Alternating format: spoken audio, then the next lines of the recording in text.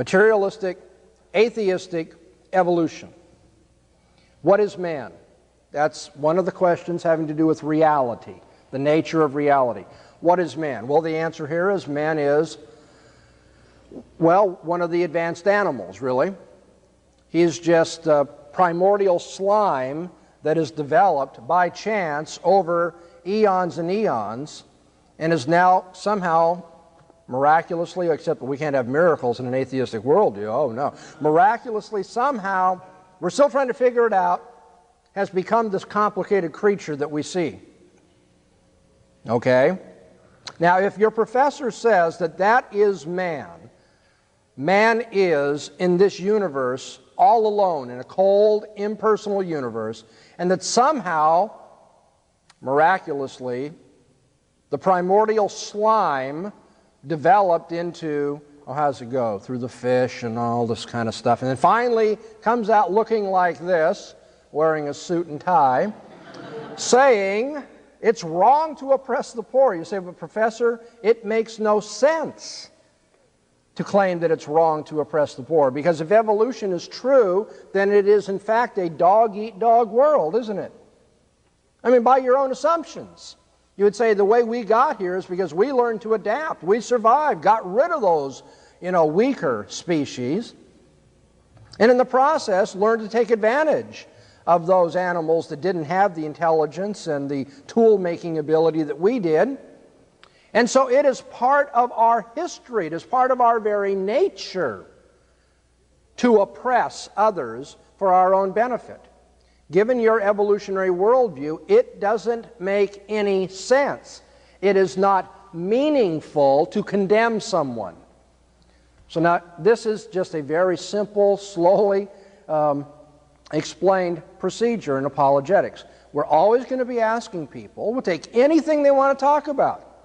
It doesn't make any difference, and that's why when Gary told you before I began the lecture that this method of apologetics does not require you to read up on every point of view and every problem that's ever been raised, because once you learn how to think as a Christian, you can deal with anything that comes to you.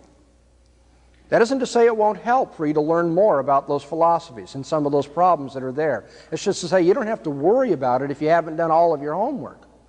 Because you're always going to ask, well now, which view of reality, knowledge, and ethics can make whatever we're talking about or experiencing meaningful? What can make sense out of it?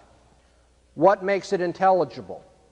You go to a concert with your friend, the concert is a wonderful performance, and you walk out and your friend tells you that that was really beautiful, that was really stirring. Well, what view of life makes intelligible the very notion of beauty? In fact, what view of life makes intelligible the whole notion of self-awareness?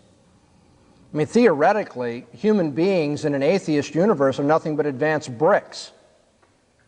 Now, I know your professors won't tell you that because they want to hide the fact that they've got a really stupid theory of reality. And by stupid, I mean it's something that's dull, it's dense. Professor, was the primordial slime aware of itself? No. Well, when it became a fish, was it aware of itself? At what point did self-aware, I mean, you're dealing with what? Protons and neutrons and electrons, right? Actually, subatomic particles. We're dealing with blips of energy when all is said and done. This is the classics illustrated approach to physics, okay? These blips of energy are there. And now, is one little blip of energy aware of itself? I think it lies around wondering, why would anybody tamper with a smoke alarm? No, it doesn't have thoughts like that. It isn't like you. It's just a little blip of energy. Now, what happens when you get one blip of energy together with a whole bunch of other blips of energy, each and every one of them too stupid to think about anything? They're dull. They're insensitive. They're just blips of energy. And you get enough of these blips of energy, you might even get a molecule of oxygen. Boom, there it is. And now you get another molecule of hydrogen and so forth, and eventually you got a drop of water. Now, if you move from zero self-consciousness and multiply that 1,000 times and then multiply that 1,000,000 times till you finally get a drop of water, do you got self-consciousness? No. That was not a trick question. You should have been able to answer that. Now, what if we get a lot of drops of water together? You got zero, again, self-consciousness. You get all these drops of water together. Is the primordial slime going to be self-aware? Class? No, that's right. Okay, and if you get a lot of primordial slime and things happen to it, like, I don't know where lightning bolts come from on this worldview, but a lightning bolt hits it, and it gets energized, and so now it's energetic primordial slime. In fact, it says it's got to start growing and doing things and adapting to an environment which, come to think of it, is nothing but primordial slime. So what's it adapting to? But we're working on that one. Multiply that 1,000 times. You got self-awareness yet? No. You see, whenever the unbeliever talks about anything at all, he or she is assuming self-awareness, assuming a notion of beauty, of moral propriety, of rationality, of the uniformity of the world round about, the predictability of human experience. There are any number of things that are simply taken for granted. And what you're going to do as a Christian apologist is you're going to ask, what worldview makes sense out of that? Is self-awareness a big problem within the Christian worldview? No, the Bible tells us that God created man in His own image. God is aware of Himself. In fact, before He created the world, that's all He was aware of, right? Himself. And He made man as His image, to think as He thinks, to make moral evaluations and evaluations of beauty as He Himself does. And so self-awareness is no problem in the Christian worldview. That isn't to say I can tell you how God did it. It's not that kind of how question. It's not a mechanical question like, well, how do you make the Empire State Building? I'm not asking that. I'm saying, how can it be? How can there be anything like self-awareness in this worldview over here? In our worldview, it makes perfectly good sense, even if we don't know how God does it. And so the key apologetical question, once again then, is which worldview makes sense out of human experience? And human experience is so broad that that can include anything at all that you want to talk about. The method of apologetics that I am suggesting to you can be found in the book of Proverbs, chapter 26, verses 4 and 5. Proverbs 26, verses 4 and 5. And before we look at that, just a word of explanation.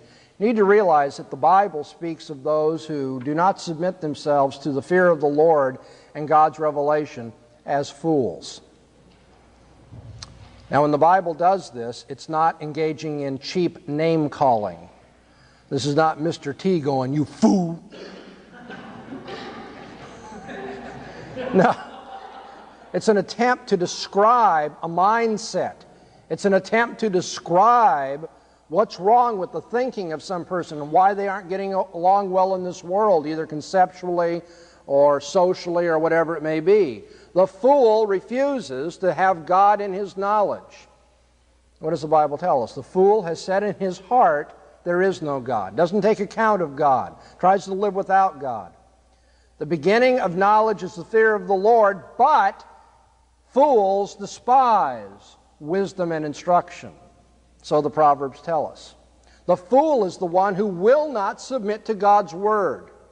And now in Proverbs 26, verses 4 and 5, we are told how we should answer fools. And there are fools galore in the university. Indeed, I sometimes think the song about the ship of fools is about the modern university, full of foolish, stupid people that have PhDs. They have all of this mental ability wasted because they don't understand life and truth at all. Now, when these fools attack your faith, Proverbs 26 says, "Answer not a fool according to his folly."